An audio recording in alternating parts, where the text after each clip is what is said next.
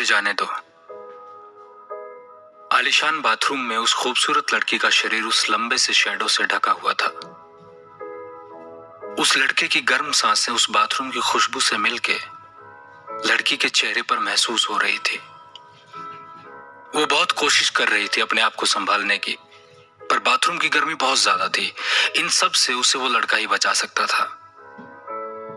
अंत में उसने हार मान ली और जब उसे बहुत ज्यादा घुटन होने लगी, ओह,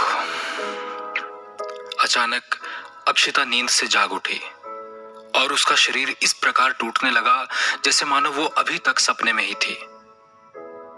जब वो शोक में थी तब एक छोटे से बच्चे का हाथ उसकी ओर आया और अपनी उंगलियों से उसका हाथ थाम लिया और कहा, मम्मा, आपको फिर से बुरा सपना आया?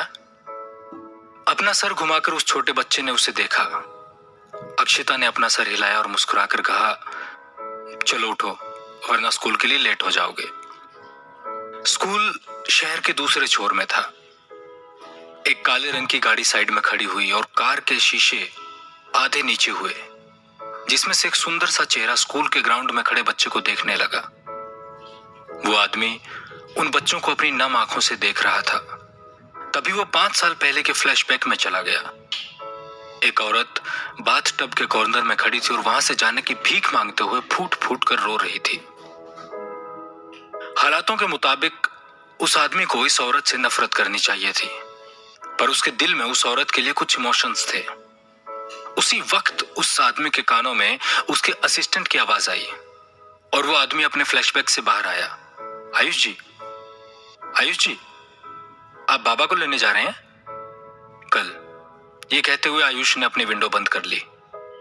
उसकी आंखें उसकी विंडो के साथ साथ बंद हो गई।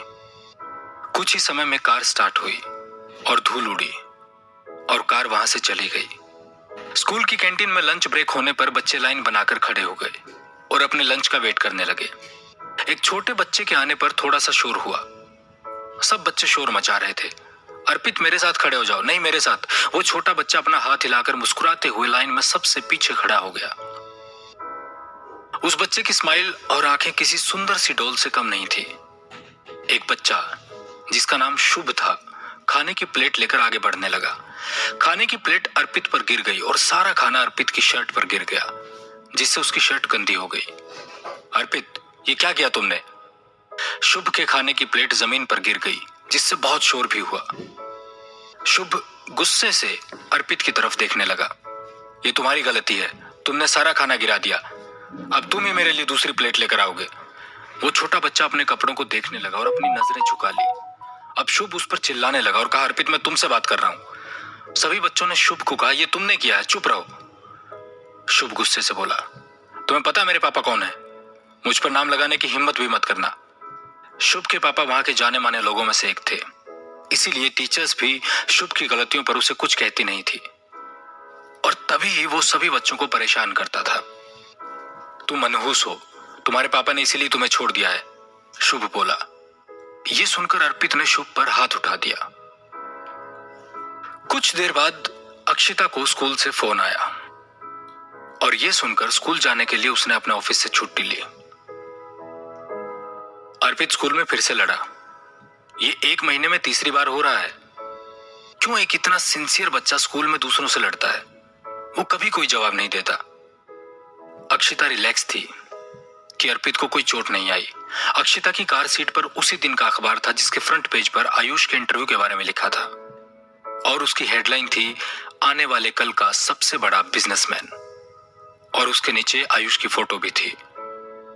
आयुष की पर्सनैलिटी उसे भीड़ में भी सबसे अलग दर्शाती थी। उसकी आंखों की चमक बहुत अच्छी थी। अक्षिता ने उसकी तरफ देखा। कुछ लोग पैदाइशी विनर्स होते हैं। उन दोनों में जमीन आसमान का अंतर था, जबकि 5 साल पहले उन दोनों में गहरा रिश्ता था। टीचर को अर्पित बहुत अच्छा लगता था, तो इससे पहले कि अक्षिता अपने बच्चे को स्कूल से लेकर जाती, टीचर ने अर्पित की मम्मी से कहा, शुभ के पेरेंट्स गवर्नमेंट ऑफिशियल्स हैं और शुभ की मम्मी बहुत गुस्सैल है। कल जब शुभ के पेरेंट्स स्कूल आएंगे तो उनसे माफी मांग लेना और कुछ कहना मत।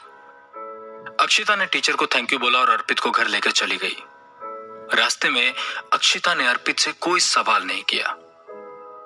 जैसे ही वो घर पहुंचे, अर्पित ने अपनी मम्मी के पास जाकर उनके कपड़े खींचकर कहा, मुझे माफ कर दो। अक्षिता अपने घुटनों पर बैठी और अर्पित की आंखों को देखकर प्यार से बोली, अर्पित, मुझे पता है तुम बदमाश बच्चे नहीं हो, लेकिन स्कूल में हमेशा लड़ने से बच्चों को दिक्कत होती है बेटा, और ऐसा नहीं करना चाहिए। कल स्कूल में शुभ से माफी मांग लेना। नहीं, मैं कभी भी उससे माफी नहीं मांगूंगा, अर्पित ने कहा। अक्षिता ने परेशान होकर कहा, बताओ मुझे, तुम क्यों माफी नहीं मांगोगे? तुमने उसे पहले मारा। ऊपर से शुभ एक गवर्नमेंट अफसर का बेटा था। अक्षिता ने ज्यादा कुछ नहीं कहा, क्योंकि उसे पता है कि गवर्नमेंट अफसर जैसी चीज समझने के लिए अर्पित अभी बहुत छोटा है। उसने इतने सालों से बहुत कुछ सहकर अपने बच्चे को पाला है। वो बहुत बदल चुकी थी और वैसी नहीं थी जैसे वो पहले हुआ करती थी। उसे पता था वो ज्यादा कुछ नहीं कर सकती, वो बस चीजों को सहन ही कर सकती है। अर्पित ने अपनी आंखें बंद कर ली और अपनी मां से लिपटा रहा। ठीक है, तुम कुछ मत कहना, ये कहकर अक्षित वहां से जाने लगी। अर्पित ने दुखी होकर कहा, मम्मी, उसने मुझे कहा मैं मनहूस हूं और मुझे कोई नहीं चाहता। अर्पित अपनी मम्मी को और दुखी नहीं करना चाहता था, क्योंकि उसे पता था कि उसकी मम्मी को बहुत पैसे खर्च करने पड़ते हैं। उन्हें अर्पित का ध्यान भी रखना पड़ता और बाहर जाकर पैसे भी कमाने पड़ते थे। अर्पित ने फिर बताया कि कैसे शुभ ने उसके कपड़ों पर खाना गिरा दिया, पर अर्पित ने उसे कुछ नहीं कहा। लेकिन उसे मनहूस बच्चा कहने पर अर्पित वो सहन न कर सका। अक्षिता ये सुनकर बहुत शॉक्ड हो गई। वो अर्पित को शांत करने के लिए कुछ बोलना चाहती थी, लेकिन उसके मुंह से शब्द नहीं निकले और उसकी आंखों में से आंसू आ गए। अर्पित अपनी मम्मी के गले लगकर रोने लगा और कहा, मुझे माफ कर दो मम्मी, मैं अब कुछ नहीं बोलूंगा। उसने ये कहा और वो अपनी मम्मी के आंसू साफ करने लगा। उसे बहुत बुरा लगा कि उसकी मम्मी उदास है और वो उन्हें दुखी नहीं करना चाहता। अक्षिता ने अर्पित को कस के गले लगा लिया। अपने बच्चे को गले लगाकर अक्षिता को बहुत सुकून मिला। वो नन्हा सा बच्चा उसके लिए सब कुछ था, जिसके लिए वो इतनी मेहनत कर रही है। जब तक अर्पित उसके साथ है, वो हर सिचुएशन को हैंडल कर सकती है। अर्पित, मुझे माफ कर दो, अक्षिता ने अपना सर अर्पित के कंधे पर रखकर बोला, और वो अपने आंसू रोक ना पाई। जब उसे पता चला था कि वो प्रेग्नेंट है और उसका बच्चा शेप में आ गया था, वो अबॉर्शन करने गई थी, लेकिन हॉस्पिटल जाने पर वो ये कर ना पाई। जिंदगी बहुत छोटी है और प्यार से ही इसे जिया जा सकता है।